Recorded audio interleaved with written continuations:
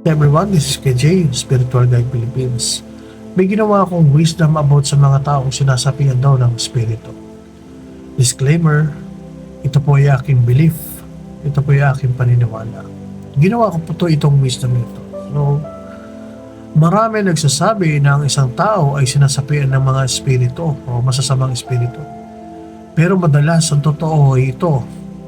Sila ay sinasapian ng sakit na hindi nakikita, sugat na hindi napagaling, at emosyon na hindi nailabas. Hindi lahat ng kakaibang kilos ay espiritu. Minsan ito ay trauma. Minsan matinding pagod ng isip, minsan takot na hindi nila kayang dalhin mag-isa.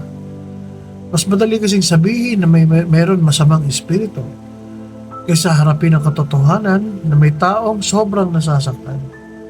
At tandaan mo ito, ang liwanag ay hindi natatakot sa dilim. Ang tunay na kabanalan ay hindi humuhusga. Kung may taong tila nasasapian, ang unang kailangan nila ay hindi takot, kundi pagmamahal, pangunawa at tulong. Dahil ang sugat ng tao ay hindi laging ginagamot ng dasal lang. Minsan kailangan din ng pakikinig, pag-aaruga at tamang gabay.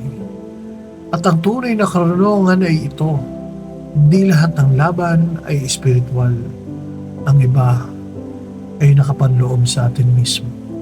Namaste.